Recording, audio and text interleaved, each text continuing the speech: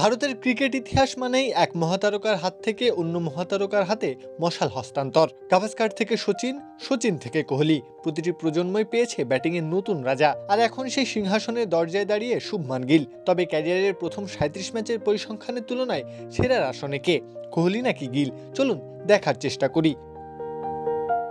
৩৭টি test শেষে বিরাট কোহলির run ছিল ২৭৯৪, গড় ৪৫.০৬। একই জায়গায় দাঁড়িয়ে শুভমান গিলের সংগ্রহ ২৬৪৭, গড় ৪১.৩৬। সংখ্যার লড়াইটা খুবই কাছাকাছি, যদিও এগিয়ে কিং কোহলি। ৬৯ ইনিংস শেষে গিলের শতক সংখ্যা ৯টি, কোহলির ৬৬ ইনিংসের সংখ্যাটা ছিল ১১। ব্যবধানটা খুব বেশি না, তবে গিলের ব্যাটে ইতিমধ্যেই বোঝা যাচ্ছে বড় ইনিংস খেলার মানসিকতা। বিদেশের মাটিতেও গিল প্রমাণ করেছেন নিজেকে। ৩৮ ইনিংসে করেছেন ১৪৭০ রান, গড় ৪০.৮৩। তুলনায় কোহলির ছিল ১৬৪২ রান, গড় ৪৪.৩৮। ইংল্যান্ডের মাটিতে গিলের ১৪৭ রানের নক বা এজবাস্টনে ২৬৯ রানের ম্যারাথন ইনিংস যেন নতুন করে মনে করিয়ে দিয়েছে বিদেশের মাটিতে কোহলির দাপটের দিনগুলো। আর এটা ওইটা না, কাপড় ধোয়ার একটাই সলিউশন, চাকা অল ইন ওয়ান।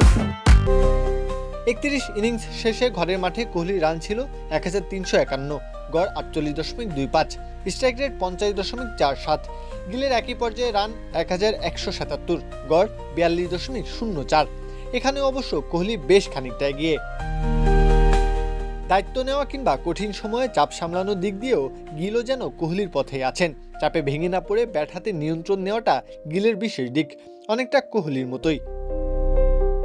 ৩৭ টেস্ট শেষে পরিসংখ্যান বলছে শুভমান গিল আর বিরাট কোহলির পার্থক্য খুবই সামান্য, যদিও সংখ্যার মানদণ্ডে কোহলি এগিয়ে। তবে গিলের ব্যাটিংয়ে যে আগ্রাসন, আধুনিক ক্রিকেটে মানিয়ে নেওয়ার যে ক্ষমতা, তা ইঙ্গিত দিচ্ছে ভারতীয় ক্রিকেটের পরবর্তী রাজা হয়তো তিনি। এখন শুধু সময়ের অপেক্ষা, কবে প্রিন্স থেকে আনুষ্ঠানিকভাবে বসবেন ভারতের ব্যাটিং সিংহাসনে। প্রত্যহ কাব্য, খেলা ৭১।